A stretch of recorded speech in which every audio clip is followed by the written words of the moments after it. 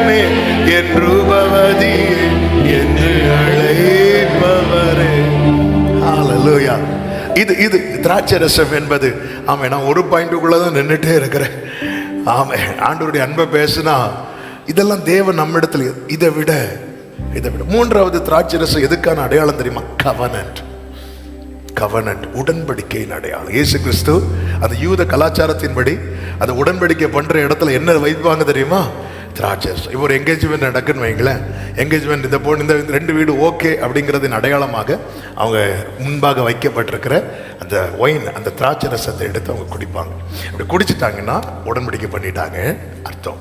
இயேசு கிறிஸ்து தம்முடைய இரத்தத்தின் அடையாளமாய் ரசத்தை எடுத்து என்ன சொல்லுவா தெரியுமா? இது எதற்கான அடையாளம் தெரியுமா? புதிய உடன்படிக்கை.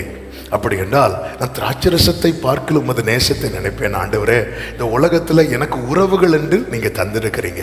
மனைவி, புருஷன், பெற்றோர், பிள்ளைங்க, உறவு. இது வந்து பிரிக்கவே முடியாத உறவு. ஒரு அப்பா அம்மாவுக்கு பிள்ளையா பிறந்தா கடைசி வரை அவங்களுக்கு யாரு தான்? பிள்ளை தான். அதே போலதான் புருஷனும் மனைவியும். ஆமே, அது அது அது அது போர் அடிக்கு பாஸ்டர், நான் டைவர்ஸ் பண்ண போறேன் அப்படிலாம் பண்ண முடியாது. ஒரே அடிதான். அது சரியில்லை பாஸ்டர், அது கொஞ்சம் சரியில்லை, அது என்னன்னு தெரியல, ஒரே சூடா இருக்கு. ஏன்னா இன்னைக்கு சொல்ல ரீசன்லாம் என்ன சொல்றானே தெரியல. அது நாங்க பிரியலான் இருக்கோம். என்ன ரீசன் எங்களுக்கு தெரியல. என்ன ரீசன்? ஒருவேளை எங்களுக்குள்ள லீடிங் இல்லையோ? இவள் ஒருத்திக்கே, இவர் ஒருவருக்கு.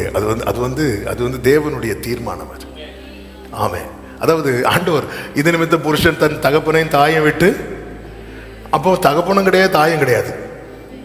அந்த உடன்படிக்கை கொடுக்கும் போது ஏது இந்த தோட்டத்தில் தகப்பனும் கிடையாது, தாயும் கிடையாது, மாமனும் கிடையாது, மச்சானும் கிடையாது, ஒருத்தரும் கிடையாது. ஆனாலும் ஆண்டவர் உடன்படிக்கை ஸ்ட்ராங்கா கொடுக்கிறார். இது நிமித்தம்.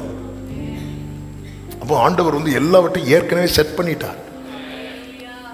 அதனாலதான் போய் சொல்லிருங்க, மனைவி வாழ்ந்தாலும் வேற வழி இல்லை, வேற ஆப்ஷனே கிடையாது. ஆமே. அதாவது சரி, நம்ம சரி ஓகே, அன்று தீரும் எந்த கஷ்டம் லோக மண்ணிலே, இங்கிருந்து முடிச்சுட்டு போலான்னு பார்த்தா கூட பேதுரு எழுதி வச்சிருக்கிறார், அவர்களும் உங்களோடு கூட பரலோகத்துக்கு வர போறதுனால ஆண்டவர் அங்கேயே விட மாட்டீங்களா? ஆண்டவர் அங்கேயாவது வேற சீட்ல உட்கார வைப்பீங்களா? இல்லை. ஆமே. ஏன்னா ஆண்டவர் வந்து பிரிச்சு பார்க்கவே இல்லை. யோபு சோதிக்கும் போது சாத்தான்ட்ட சொல்லுவார், ஜீவனை தொட்டுறாது அப்படி. ஆமே. சாத்தான் யாரையும் தொட மாட்டான் தெரியுமா? வைஃபையும் தொட மாட்டான். ஆமே. அப்ப ஆண்டவர் ஜீவன் பார்க்கிறது அங்க யோபுவையும் மனைவி சேர்த்தா பார்க்கிறேன். அதனாலதான் எல்லாத்தையும் ரெண்டா கொடுத்தார். ஆமே. ஒரு யோபு கேட்டு போதும் ஆண்டவரே, நாளைக்கு இதே போல ஒரு பிரச்சனை வந்தா ரெண்டு பேரும் சொல்ல தாங்க முடியாது, எல்லாத்தையும் ரெண்டா கொடு, இது மட்டும் ஒண்ணு. ஆமே. ஆமேன்னு சொல்லுங்க பார்க்கலாம். அதனாலதான் அந்த 1000 ரீசன் சொல்லலாம். அது அது அது அது ஏன் பிரதர் அந்த சிஸ்டர்கிட்ட போறீங்க? என் ஒய்ஃப் கேர் பண்ணவே இல்லை.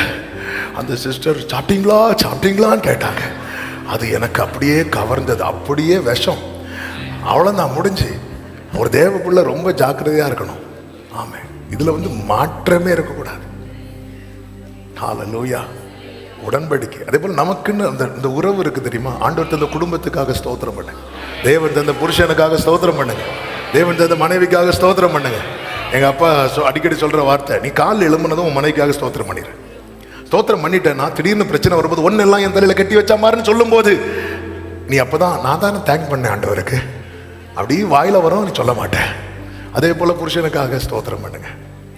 ஆமே. சிலர் வந்து இந்த மாதிரி நேரத்துல மற்ற காரியத்துல நம்புவாங்க. என்ன தெரியுமா? இன்னொரு ஜென்மம், அடுத்த ஜென்மத்திலே ஆகுது. ஆமே. சில புருஷர்களுடைய ஆதங்கம் என்னன்னா, அடுத்த ஜென்மத்தில் நான் உனக்கு மனைவியா வந்து உன்னை எவ்வளவு கஷ்டப்படுத்துறேன் பாரு. அப்படிலாம் ஒன்றும் கிடையாது. அவன் ஒரே மனைவி தான், ஒரே புருஷன் தான். சரி, இந்த உறவுகள் இருக்குல்ல, இதுக்கு மேல அவர் நினைக்கணும். இதுக்கு மேல இந்த உறவுகளை அவருக்கு மேல தூக்கி வச்சிடக்கூடாது. ஆண்டவருக்கு மேல எதை தூக்கி வச்சாலும், அது மனைவியை தூக்கி வச்சாலும், புருஷனை தூக்கி வச்சாலும், பிள்ளையை தூக்கி வச்சாலும் விக்கிரகம். இன்னைக்கு அநேகருக்கு என்னன்னா, தனியா இருக்கும்போது ஆண்டவரை ரொம்ப தேடுறாங்க, உறவுக்குள்ள வந்து ஆண்டவரை விட்டுறாங்க. இந்த உறவுக்கு மேல ஆபிரகாமுக்கு ஈசாக்கை ரொம்ப பிடிக்கும். ஆனா ஆண்டவர் சொல்றாரு, ஆபிரகாம் ஈசாக்கை பலி செலுத்து ரெடி, ஏன்னா எனக்கு ஈசாக்கை விட உங்களை ரொம்ப பிடிக்கும். இதான் திராட்சை ரசத்தை பார்க்கிலும் க்ளோரி. நீங்க இப்படி நினைச்சிட்டீங்கன்னு உங்க உறவுகள் சேஃபா இருக்கும், உங்க உறவுகள் நிக்கும். உங்க அந்த பேழை கதவு மூடுறதுக்குள்ள உங்க குடும்பம் உள்ள வந்திருக்கும். ஆமா, அந்த பேழை கதவை மூடுறதுக்குள்ள மொத்த குடும்பம் உள்ள இருக்கும். திராட்சை ரசத்தை பார்க்கலாம். நேரம் அதிகம் போகிறது. ரெண்டாவதாக, முதல்ல என்ன சொன்ன, நேசத்தை அதிகம் நினைப்போம். ரெண்டாவது அதிகாரத்தின் 5வது வசனம், நேசத்தால் சோகமானவள். ஆமா, லவ் சிக்னஸ். வாசிங்க, திராட்சை ரசத்தால் என்னை தேற்றுங்கள், கிச்சிலி பழங்களால் என்னை ஆற்றுங்கள், நேசத்தால் சோகமடைந்திருக்கிறேன். உண்மையில இந்த சுலைமியால நீங்க பாத்தீங்கன்னா அவ வாழ்க்கையில வருத்தப்படுறதுக்குன்னு நிறைய காரியங்கள் உண்டு, நிறைய காரியங்கள். அதாவது நம்ம இதை படிக்கும்போது என்ன தெரியுமா நினைக்கிறோம், அவங்களுக்கு ஒரு பிரச்சனை கிடையாது, அதனாலதான் இவங்க சும்மா லவ் பண்ணிட்டு இருக்கிறாங்க. ஆமென். இல்ல, அந்த அந்த அந்த அந்த அந்த அந்த அவளுடைய நீங்க வாழ்க்கையை பார்த்தீங்கன்னா அவ லைஃபை எப்படி வளர்ந்தவ தெரியுமா? இந்த இன்ஃபீரியாரிட்டி காம்ப்ளெக்ஸ், தாழ்வு மனப்பான்மையோடு வளர்ந்தவ. நான் கருப்பா இருக்கிறேன், என்னை யாருக்கும் பிடிக்காது, நான் கருப்பா இருக்கிறேன். அதாவது இந்த தாழ்வு மனப்பான்மையோடு வளருவாங்க தெரியுமா? அவங்களுக்குள்ள எப்பவுமே ஒரு சமாதானமற்ற நிலை இருந்துட்டே இருக்கும். ஒரு கூட்டத்தில் போய் அவங்களால நிற்க மனசு வராது. இப்படி வளர்ந்தவ தான் தாழ்வு மனப்பாடு. அந்த தாழ்வு மனப்பான்மை அது நம்மளை ஒரு சமாதானமே இருக்கு. ஒரு 4 பேர் வந்துட்டாங்கன்னா டிஸ்டர்ப் ஆக ஆரம்பிச்சிடும். ஆமே, அது நம்ம விட எல்லாத்துலேயும் கொஞ்சம் பெஸ்ட்டாக இருக்கிறவங்க எல்லாம் இருக்கிற இடத்துல நம்ம இருந்தோம்னா நமக்கு ரொம்ப ரொம்ப அது பெரிய ஒரு தொந்தரவாட்டே இருக்கும், இந்த தாழ்வு மனப்பான்மை. ஆமே, அவ சொல்ற அதனால, ஆனா அவ சோகம் அடைய விடல. ரெண்டாவது பாத்தீங்கன்னா அவ ஃபேமிலி இஷ்யூ இருக்கு. அந்த சகோதரர்கள் அவளை எங்க தான் வைக்கிறாங்கன்னா வெளியே தோட்டத்துல காவல்காரியா வைக்கிறாங்க. குடும்ப அழுத்தம், ஃபேமிலி பிரஷர் அவளுக்கு இருக்கிறது. 1வது அதிகாரத்தின் 6வது வசனத்தை நீங்க படிச்சீங்கன்னா தெரியும். ஆமென். என் தாயின் பிள்ளைகள் என் மேல் கோபமாயிருந்து, என் தாயின் பிள்ளைங்க, என் கூட பிறந்தவங்க, என் சொந்த ஃபேமிலி இஷ்யூ இருக்கு அவளுக்கு. இன்ஃபீரியாரிட்டி காம்ப்ளெக்ஸ், தாழ்வு மனப்பான்மை இருக்கிறது, ஃபேமிலி ப்ரெஷர் இருக்கிறது. அது மட்டும் இல்ல, வழியில் அவளை பார்க்கிறவெல்லாம் அடிக்கிறான். 5வது அதிகாரத்தின் 7வது வசனத்துல காவலர்கள் அவளை அடித்து காயப்படுத்துறாங்க. ஏன்னா கேட்கறதுக்கு யாரும் இல்லை, கேட்க யாரும் இல்லாதவள். அடுத்து நீங்க படிச்சீங்கன்னா தெரியும், மற்றவர்களால புரிந்து கொள்ள முடியாத, அதாவது இவ்வளவு குறித்து தப்பா நினைக்கிறாங்க. இவ என் நேசரை கண்டீர்களா கேட்கும்போது, என்ன உன் நேசர் அவ்வளவு பெரியவரா, அவ்வளவு பெரிய விசேஷமானவர், அவர்கிட்ட அப்படி என்ன இருக்கிறது? எல்லாரையும் மாதிரி தானே அவரு, இல்ல எல்லாரும் மாதிரி கிடையாது சொல்லும் போது வந்துட்டா இவ பெருசா. ஆமே, அதாவது வாய்ஸ் இல்லாதவா. இவ லைஃப்ல இவ கவலைப்படுறதுக்கு நிறைய இருக்கிறது. ஆனாலும் அவ எதை குறித்து சோகமா இருக்கிறா தெரியுமா? நேசத்தை குறித்து. ஆமே, நம்முடைய வாழ்க்கையில இதே மாதிரி எத்தனை பட்டியல் போடலாம், எவ்வளவு லிஸ்ட் இருக்கு. ஆமே, இந்த தாழ்வு மனப்பான்மை ஒன்னே போதுமேங்க நம்ம லைஃப் அழிக்கிறதுக்கு. ஆமே, எனக்கு நிறைய உண்டு அது. ஐயோ, நம்ம எல்லாம் செட் ஆக மாட்டோம், நம்ம இதெல்லாம் வேஸ்ட், நம்ம இதெல்லாம். எனக்கு சின்ன வயசுல இந்த வேஸ்ட்டுங்கிற ஒரு வார்த்தை என் காதுல விழுந்ததுனால அது நம்ம இதுக்கு செட் ஆகாது. அவ சொல்றா, I am black but lovely அப்படின்ட்டான். இதுல நான் கருப்பா இருந்தாலும் அழகா இருக்கிறேன். ஆனா அதனுடைய சரியான அர்த்தம் என்ன அப்படின்னா, ஆமே, நான் மற்றவங்க பார்வையில ஒன்றும் இல்லாம இருந்தாலும் அவர் பார்வையில நான் தான் எல்லாமா இருக்கிறேன். ஹல்லேலூயா. அதாவது நீ இதுக்கெல்லாம் செட் ஆகாது, நீ இதெல்லாம் வேலைக்கு, இப்படி ஒரு வேர்டு நம்ம பேசுறது இல்லை. அது நமக்குள்ள விதைக்கப்பட்டுறக்கூடாது. அது விதைக்கப்பட்டுட்டுன்னா நம்மளை அது ரொம்ப தொந்தரவு பண்ணிட்டே இருக்கும். ஊழியத்துக்கு வந்ததுக்கு அப்புறமும் அது கிட்டத்தட்ட 8 வருஷம் வெயிட்டிங் பீரியட் முடிச்சு ஊழியத்துக்குள்ள என்றாரோ அப்பவும் எனக்கு டவுட் இருந்தது, உண்மையிலே தான் நம்ம ஊழியத்துக்கு வந்தோமா, நம்ம தெரியாம வந்துட்டோமா, நம்ம இதுக்கெல்லாம் செட் ஆகுமா, அப்படியே அது ஒரு பெரிய அழுத்தத்தை கொடுத்துட்டே இருக்கும். ஆனா அந்த நேச கொடி இருக்குல்ல, அல்லேலூயா. நேசத்தாலே சோகமானேனே, பாசத்தால் பீடிக்கப்பட்டேனே, உம் நாமத்திற்குள் சுகம் கண்டேனே, உம்மாலே. ஆமென், ஹல்லேலூயா. அந்த நேசம், அந்த நேசம். 1000 பிரச்சனைகள் இருந்தாலும் அவர் சொல்றா, அவர்கிட்ட சொல்லுங்க, அந்த நேசத்தால், இந்த நேசத்தால் சோகம் அடைகிறது என்பது என்ன அப்படின்னா, deep thirst for God's presence. அவருடைய பிரசனத்தின் மேல் இருக்கிற அதிகமான தாகம். எனக்கு இன்னும் வேணும், இன்னும் வேணும். மானானது நீரோடைய வாஞ்சித்து கதறுவது போல, ஆண்டவரே என் ஆத்துமா உம்மேலையே தாகமா இருக்குதப்பா. நான் எப்போ உங்க சந்நிதியில வந்து நிற்பேன். சங்கீதம் 42:1-2 தாவீது சொன்னது போல, நான் எப்பொழுது உம்முடைய சந்நிதியிலே வந்து நிற்பேன் ஆண்டவரே. ஹல்லேலூயா. தேவனே, என் ஆத்துமா உம்மை வாஞ்சித்து. இதுதான் அந்த நேசத்தால சோகம். எப்பாடா 2:30 மணிக்கு சர்வீஸ் முடிஞ்சிட்டு, இல்லை எனக்கு இன்னும் வேணும், எனக்கு இன்னும் வேணும். அப்பாடா 1 hour ஜெபம் பண்ணிட்டேன், இது இல்லை ஆண்டவர். ஐயோ ஜெபம் முடிய போதே, ஐயோ பைபிள் படிச்சு முடிக்க போறேன்னு கூப்பிட்டுட்டாங்களே, இன்னும் கொஞ்ச நேரம். ஆமென், ஹல்லேலூயா. இந்த இதெல்லாம் நாளைக்கு வந்து வனாந்தரத்தில் தன் நேசன் மேல் சாய்ந்து கொண்டு வருகிற இவள் யார்? இப்படி கை காட்டி சொல்ற இடத்துல நானும் நீங்களும் நிக்கணும்னா இந்த நிலைக்கு வரணும். அது மட்டுமல்ல, நீங்க நல்லா கவனிச்சீங்கன்னா தெரியும், இது எப்படிப்பட்ட அந்த நேசத்தால் சோகம் என்பது எப்படின்னா, அந்த அந்த அந்த ஒரு வலி வரும் தெரியுமா? அதாவது இப்போ நமக்கு ரொம்ப நெருக்கமானவங்க ஃப்ளைட்டோ ட்ரெயினோ ஏற்றி விடும்போது அதில் நின்று பேசிகிட்டே இருப்பாங்க.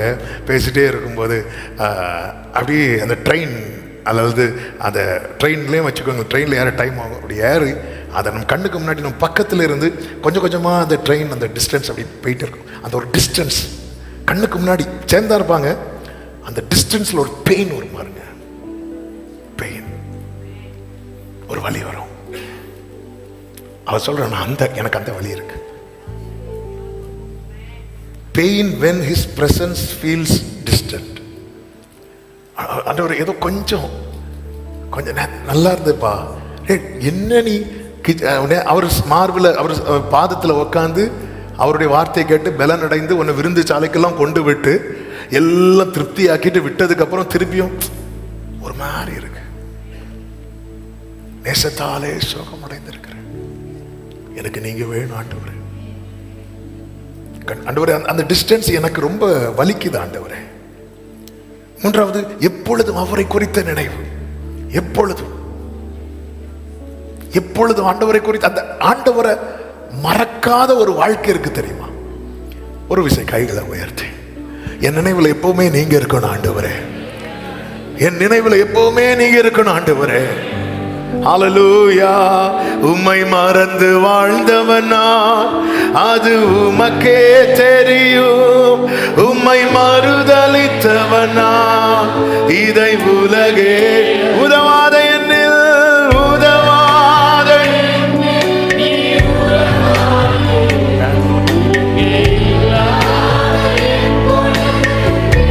நீங்க இல்லாம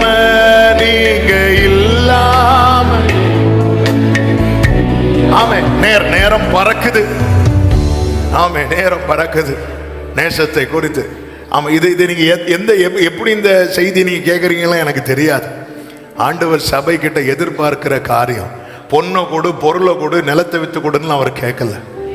அவர் எதிர்பார்க்கிற லவ்வை கூட கேட்கிறார். ஹல்லேலூயா. ஆண்டவர் கேட்கிறார். ஆமா, நேசத்தால் நான் சோகமா இருக்கிறேன். அப்போ என்னால் ஃபீல் பண்ண முடியல. உங்க ஏதோ கொஞ்சம் தள்ளி போயிட்டீங்களா ஆண்டவரே, கொஞ்சம் தூரமா போயிட்டீங்களா ஆண்டவரே. ஆமே, தேவ சமூகத்தில் ஆராதிக்க தேவ பிரசனத்தை அனுபவிக்க முடியலன்னு அழுறவங்க எத்தனை பேர் இருக்கிறோம்? ஜெபத்தில் உட்காந்து இப்போ அவங்க பிரசனத்தை நேசத்தால அவர் சொல்ற எருசலேம் குமாரத்திகள், நீங்க யாராவது பார்த்தீங்கன்னா சொல்லுங்க, நான் ரொம்ப சிக்கா இருக்கிறேன். என்ன சிக்குப்பா? கோவிடா? இல்ல லவ் சிக். எனக்கு கஷ்டமா இருக்கு ஆண்டவரே, உங்க பிரசனத்தை கொஞ்சம் தள்ளி போயிட்டீங்களா ஆண்டவரே.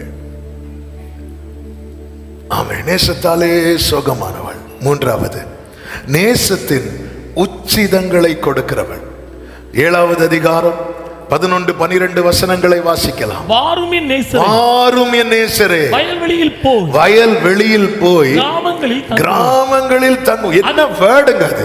இதுல ஒவ்வொன்னா நின்னு அப்படி மெடிடேட் பண்ணி அவன், அதாவது பாருங்க ஆண்டவரே போய் தூங்குவோன்ல, கொஞ்சம் அப்படி வெளியெல்லாம் நடந்து, அதாவது எடுத்ததும் அந்த அம்மாக்கு ஜெபத்தை முடிக்க பிடிக்காது. ஆமே, எடுத்ததுமே என் தெய்வமே நீ எல்லாம் அறியணும், ஞானிதான் அறியணும் அப்படி கிடையாது. ஆமா, எடுத்து கொஞ்சம் வயல்வெளியில போயிட்டு கொஞ்சம் பேசிட்டு அதுக்கப்புறம் தங்குவோம். ஆமே, இதான் நேசம். நேசம் வந்து பொங்கி வழியும் போது நம்முடைய ஜெபத்தின் அளவு பெருகிட்டே இருக்கும். நம்ம ஜெபத்தை சுருக்குறோம் அப்படின்னாலே நேசத்தின் வாழ்வு சுருங்குதுன்னு அர்த்தம். ஆமே, ஸ்டண்ட் வச்சாலாம் நிக்காது. ஆமே, சர்ஜரி தான் நடத்தணும். ஆண்டவரே எனக்கு அப்படி ஒரு சர்ஜரி பண்ணி தாங்க ஆண்டவரே. அந்த நேசத்தின் வாழ்வு மட்டும் சுருங்கவே கூடாது. வாரும் என் நேசரே, நம்ம போய் தூங்கிடுவோம் அப்படி இல்லை, வயல்வெளிகளில் போய் கிராமங்களில் தங்குவோம். கொஞ்சம் அப்படியே நம்ம ஸ்பெண்ட் பண்ணி கொஞ்சம் அப்படி உறவாடி அதுக்கப்புறம் நல்ல தூக்கம் வர்றது வர பேசிட்டு, சிலர்லாம் பேசுனா தூங்குறவங்களுக்கு தூக்கமும் போயிடும். சில ரிலேட்டிவ்ஸ் எல்லாம் சேர்ந்து பேசுவாங்க பாருங்க, தூக்கம் வர்றது வர வர. ஆமே ஆமே. ஒரு வாட்டி இப்படிதான் நானும் என்னுடைய நண்பர் ஆல்ரின், நாங்கள் 2 பேரும் மலேசியா ஊழியத்தை முடிச்சுட்டு வரும்போது பேசுகிறோம் பேசிகிட்டே இருக்கிறோம். வேற ஒன்றும் இல்லை, உன்னத பாட்டு தான். பேசிட்டு இறங்கியாச்சு. அங்கேருந்து நேராக சென்னையிலேருந்து தூத்துக்குடி ஃப்ளைட்டில் ஏறி உட்காந்து போது சொன்னேன், பிரதர் கொஞ்சம் தூங்குவோம், நம்ம இனி தூங்குவோம், இதுக்கு மேலே நமக்கு முடியாது. எனக்கு விடிய பேசி அதுக்கப்புறம் படுத்து வேணும்னு பர்பஸாக தூங்கியிருக்கிறோம். ஆமே, அதாவது இப்படியே ஆண்டோட்ட பேசணும்னு ஒரு விரும்புகிறேன். சிலர் ஆமாம் நாங்கள் அப்படி தான் தூங்குவோம், ஜெபம்னால நாங்கள் ஜெபத்திலேயே தூங்குவோம். அதாவது தூங்குறதுக்காக ஜெபிக்கக்கூடாது. ஆமாம், அப்படி பேசிட்டு நாம வயல்வெளியில் போய் தங்குவோம். அதான் அடுத்த வார்த்தையில் இருக்கிறது. அதிகாலையில் திராட்சை தோட்டங்களுக்கு போவோம், திராட்சை கொடி துளிர்த்து அதன் பூ மலர்ந்ததோ என்றும் மாதுளம் செடிகள் பூ பூத்ததோ என்றும் பார்ப்போம். அங்கே என் நேசத்தின் உச்சிதங்களை தருவேன். அதாவது உச்சிதம், உச்சம் பிளஸ் இதம், உயர்ந்த இதமான இனிமையான உயர்ந்த லவ், தி பெஸ்ட். நம்ம ஆண்டவருக்கு ரெஸ்ட்டை கொடுக்க கூடாது, பெஸ்ட்டை தான் கொடுக்கணும். அதாவது எல்லாத்துக்கும் கொடுத்துட்டு போக மீதி, அவன் குடும்பத்துக்கு இவ்வளோ நேரம், அதுக்கு இவ்வளோ நேரம், இதுக்கு இவ்வளோ நேரம், கடைசியில் மீதி வருவது டைம் பார்த்தா 11:58 நைட்டு. மீதி இருக்கிறது 2 நிமிஷம். ஆண்டவரே போச்சு, இந்த மீதியை கொடுக்கறதுக்கு பேர் கிடையாது பெஸ்ட். அதனாலதான் அதிகாலையில், அப்ப எனக்கு ஒரு நாள் இருக்குன்னா அதுல ஃபர்ஸ்டே நான் யாருக்கு கொடுத்துருவேன் தெரியுமா? என்னுடைய பெஸ்ட்டுக்கு கொடுத்துருவேன். ஆமா, உங்க ஃபர்ஸ்ட் நீங்க உங்க பெஸ்டா யார வச்சிருக்கீங்களோ அவங்களுக்கு தான் கொடுப்பீங்க. நீங்க கர்த்தரை உங்க பெஸ்டா வச்சா உங்க ஃபர்ஸ்ட கொடுப்பீங்க. அதுதான் உச்சிதம், உச்சம் பிளஸ் இதம். உச்சம் இவனுக்கு என்னுடைய மேக்ஸிமம், என்னுடைய பெஸ்ட். ஹalleluya. அதிகாலையில் திராட்சை தோட்டங்களுக்கு போவோம், திராட்சை செடி துளிர்த்து அதன் பூ மலர்ந்ததோ, மாதுளம் செடி பூ பூத்ததோ பார்ப்போம்.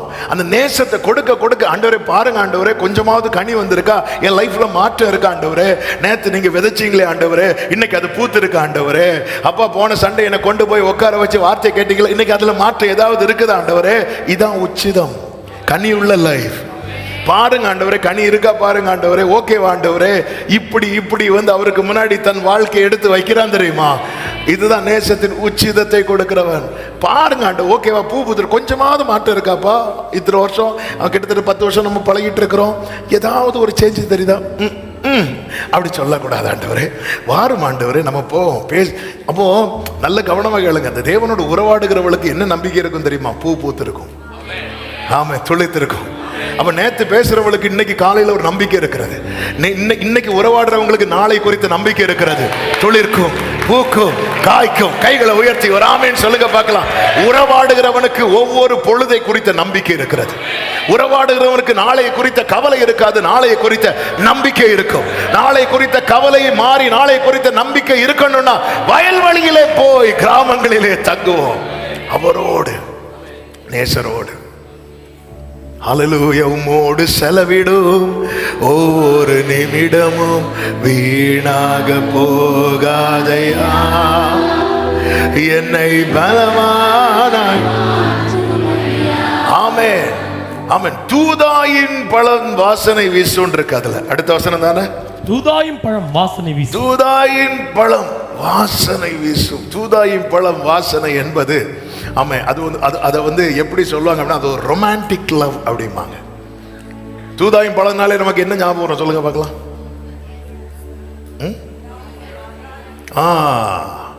ரூபன் வந்து அது ஒரு அந்த பழத்தை பறித்து கொண்டு லேயாள்கிட்ட கொடுப்பான். லேயாள்கிட்ட இருக்கும்போது ராகேல் அந்த பழத்தை ஒன்று தருவியா அப்படின்னு கேட்பான். அவ சொல்ல, நீ என் புருஷனே எடுத்துட்ட, இவ பழத்தையும் கேட்குறியா? இல்லை, நீ இந்த பழத்தை கொடுத்தேன்னா அவர்கிட்ட போகலாம் அப்படின்னு. அப்போ அவளுடைய பெஸ்ட், அவன் மூத்த பையன் ரூபன், அவள் அற்பமா எண்ணப்பட்ட போது கர்த்தர் கொடுத்த மகன் ரூபன், அவன் கஷ்டப்பட்டு பறித்து கொடுத்த அந்த பெஸ்ட்டை யாக்கோபுக்காக கொடுக்கிறான். இதுதான் தூதாயின் பழ வாசனை வீசுனா என்ன அப்படின்னா, ஆண்டவர் உங்களுக்காக நான் எதையும் கொடுப்பேன் ஆண்டவர். அதாவது எது எனக்கு ப்ரெஷியஸா இருக்குதோ, ஆமா, அதாவது தேசத்தின் உச்சிதம் என்பது கிவிங், கொடுக்கிறது. ஆபிரகாமே, உன் பிள்ளையத்தான் வச்சுக்கோ ஆண்டவரே. இதுதான் அந்த வாசனை. மகதலேனா மரியாள் என்ன பண்றா, அந்த பரிமள தைலத்தை கொண்டு வந்து உடைச்சு, அது வந்து அவ்வளோ காஸ்ட்லி, சீஷர்களாலே அதை அக்செப்ட் பண்ண முடியல, அதை உடைச்சு அவர் பாதத்தில் ஊத்துறா. அந்த வாசனை. ஏன்னா இந்த உறவுக்கு இடையில வேற எதுவுமே இல்லை. ஆமை, அதாவது ஆபிரகாம் எதை பெஸ்டா வேல்யூ பண்றாருன்னா, ஆண்டவர் கொடுத்த மகனை அல்ல, ஆண்டவர் தந்த உறவை. இந்த மகதலேனா மரியாள் எதை பெஸ்டா வேல்யூ பண்றா அப்படின்னா, அந்த பரிமள தைலத்தை அல்ல, ஆண்டவரோட உள்ள நெருக்கத்தை. தூதாயின் பழம் வாசனை வீசும். நேசத்தின் உச்சிதத்தை. 4வது, நேச வைராக்கியம் உடையவள். உன்னத பாட்டு 8:6. நீர் என்னை உமது இருதயத்தின் மேல் முத்திரையை போலவும் உமது புயத்தின் மேல் முத்திரையை போலவும் வைத்துக் கொள்ளும். நேசம் மரணத்தை போல் வலிது. நேச வைராக்கியம் பாதாளத்தை போல் கொடிதாக இருக்கிறது. நேச வைராக்கியம். அதனால அவ என்ன டிமாண்ட் பண்றா அப்படின்னா, நீர் என்னை உங்க இருதயத்தின் மேல் முத்திரையை போலவும் உமது புயத்தின் மேல முத்திரையை போலவும். இது எதை காண்பிக்கிறது என்றால், அந்த காலத்துல ஒரு சீல் இருக்குது அப்படின்னாலே அது ஓனர்ஷிப்பை காட்டுது, அது ஒரு கவனண்ட காட்டுது. ஆண்டவரே, நீங்க என்னை எங்க தான் வச்சிருக்கணும் தெரியுமா? உங்க இருதயத்தின் மேல. அந்த ராஜாக்களை விட்டு இந்த முத்திரை விலகாது. ராஜாவின் முத்திரை இருக்கிறது எல்லாம் எதின் அடையாளம் தெரியுமா? அது அவரை சார்ந்தது. அதனாலதான் இந்த உன்னத பாட்டுல மறுபடியும் வருகிற ஒரு வார்த்தை உண்டு, நான் என் நேசருடையவள், அவர் என்னுடையவர். ஆமா, இதுதான் இது வந்து மாறிடக்கூடாது. இதுதான் நேச வைராக்கியம். ஆண்டவரே, இது மட்டும் மாத்திராதீங்க, இதை மட்டும் மாத்திராதீங்க. இது இன்னொரு ஆங்கிள் பாத்தீங்கன்னா, இருதயத்தின் மேலையும் புயத்தின் மேலையும் சொல்றாங்க. இருதயம் என்பது அது உள்ளான அனுபவம், புயம் என்பது வெளியான அனுபவம். உள்ளும் புறமும் என் லைஃப் வந்து உங்களோடு ஒட்டி தான் இருக்க வேண்டும், உம்மோடு இணைந்துதான். சிலர் பாருங்க, வெளியே ஆண்டவருக்குரியவர்களா இருப்பாங்க, உள்ள கோட்டை விட்டுருவாங்க. சிலர் உள்ள ஆண்டவருக்குரியவர்களா இருப்பாங்க, வெளியே காண்பிக்க மாட்டாங்க. இவன் சொல்ற, உள்ளேயும் சரி வெளியும் சரி, நான் உம்முடையவளா இருக்கணும், நீர் என்னுடையவரா இருக்கணும். இத வந்து எந்த தண்ணீரும் அணைக்க கூடாது. ஆண்டவர், என்னுடைய நேசம் அவியாத, அதாவது அணிந்து போகாத நேசமா இருக்கணும்னா என்ன உம்மோடு கூட சேர்த்து முத்திரையை போல வைத்துக் கொள்ளும். அன்று ஆசாரியர்கள் ஆசாரிய வஸ்திரம் தரிக்கும் போது, ஆமை, கோத்திர லெக்கத்தின் அடையாளமாக மார்பிலும் தோள்களிலும் 12 கற்கள் மார்பில, இங்க 6 கல், இங்க 6 கல். இது எதன் அடையாளம் தெரியுமா? அந்த கோத்திரங்களை ஆமென் இருதயத்திலும் தோளிலும் சுமந்தவராய் தேவ சமூகத்தில் அவர்களுக்காக பரிந்து பேசுகிறதின் அடையாளம். இங்கே சுலேமியால் சொல்றா, என்ன நீங்க அப்படியே வச்சுக்கோங்க ஆண்டவர், இந்த பெர்மனன்ட் பிளேஸ் உங்ககிட்ட எனக்கு தேவை. அந்த நேச வைராக்கியம், எனக்கும் உமக்கும் இடையிலே எதுவும் என்றுமே வராதபடி காத்து கொள்வீராக. இந்த காரியத்தில் ஆண்டவர், எனக்கு வேற எதுவுமே நான் உங்ககிட்ட கேட்கல ஆண்டவர், உம்மோடு வைத்துக் கொள்ளும், எப்போதும் உம்மோடு. அப்படி ஆண்டவரோடு எப்பவுமே இருக்கணும்னு கேட்ட ஒரு நபர் தான் மோசே. ஆண்டவர்கிட்ட சொல்ற வார்த்தை, நீங்க எங்க கூட வரலன்னா எங்களை இங்க இருந்து கொண்டு போயிடாதீங்க, கொண்டு போயிடாதீங்க, எப்போதும் உம்மோடு, எப்போதும் உம்மோடு. இப்படிப்பட்டவளை தான் நேசர் என்ன செய்கிறார் தெரியுமா? வந்து அழைத்து எப்படி கூட்டிட்டு போறார் தெரியுமா? தன் மார்பிலே சாய வைத்து, அல்லேலூயா, சாய வைத்து அப்படி கூட்டிட்டு போறார். அதுவரை அவளை புரிந்து கொள்ளாத குடும்பம், அவளை அவன் அசட்டை பண்ணின எல்லாரும் சேர்ந்து, இவ யாரு, இவ யாரு? அல்லேலூயா. பிரியமான கர்த்தருடைய பிள்ளைகளே, நாம் இந்த வருகையை நோக்கி பயணித்துக் கொண்டிருக்கிற இந்த நாட்களிலே ஒரு பாவமில்லாத பரிசுத்த வாழ்க்கை வாழவும், நேசரோடு நெருங்கின உறவில் இருக்கவும், ஆமே நம்மிடத்தில் அந்த நேசம் என்கிற பாத்திரம் பொங்கி வழியட்டும். நேசத்தை அதிகமாய் நினைக்கிறவர்களாய், நேசத்தால் சோகமானவர்களாய், நேசத்தின் உச்சிதங்களை, the finest love, the best, நம்ம ஆண்டவருக்கு ரெஸ்ட்டை கொடுக்க, அதாவது மீதி வந்த ஆண்டவருக்கு அப்படி இல்லை, பெஸ்ட். ஆமே, உங்ககிட்ட என்னப்பா இருக்கு? ஆண்டவர் 5 மீன் இருக்கு, 5 அப்பம் 2 மீன், அதை முதல்ல கொடு. ஆண்டவரை நாங்கள் சாப்பிட்டு மீதி வந்தா, அதாவது அந்த நேசத்தின் உச்சிதத்தில் அந்த சாக்ரிஃபைஸ் இருந்துட்டே இருக்கும், அந்த பலி, அந்த உச்சிதத்தை காண்பித்தவர் தானே நம் பிதா. தம்முடைய ஒரே பேரான குமாரனை தந்தரளி இவ்வளவாய் உலகத்தில் அன்பு கோர்ந்தார். அந்த அன்பு அப்படியே ஜீசஸ் ரிஃப்ளெக்ட் பண்ணாரா இல்லையா? ஆமென். அவருடைய இரத்தத்தினாலே நம்மை பாவங்கள் அற கழுவி அவர் அவருடைய இரத்தத்தை கொடுக்கிறார், மொத்தத்தை கொடுக்கிறார். கொஞ்சம் உள்ள இருக்கு, அதையும் குத்தி எடுத்துட்டாங்க, இரத்தத்தையும் மொத்தமா கொடுக்கிறார். ஆண்டவருக்காக என்ன முழுமையா கொடுக்க, அதுதான் நேசத்தின் உச்சிதம். ஆண்டவரே, அவங்க கூட இவங்க கூட டைம் ஸ்பெண்ட் பண்ணிட்டு எனக்கு மீதி எவ்வளோ நேரம் இருக்கோ அந்த இல்லை, உமக்கு போகதான், உமக்கு போக. சபையை இப்படி மாறினால் அவர் வரும் நாளினில் என்னை காராமா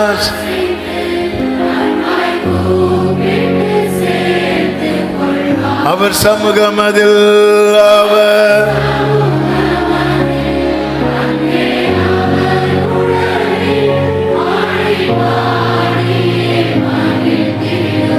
சத்தத்தை கேட்கிற ஒவ்வொருவரும் இயேசுவை அதிகம் நேசிக்கிறவர்களாய், அந்த நேசத்தையே நினைத்து வாழ்கிறவர்களாய் மாற கர்த்தர் கிருபை செய்வாராக. எல்லாரும் எழுந்து நிற்கலாம் ஆண்டவர் சமூகத்தில். கிருபையாய் என்னை நடத்தி செல்லும், தயவாய் என்னை காத்து கொள்ளும் அன்பா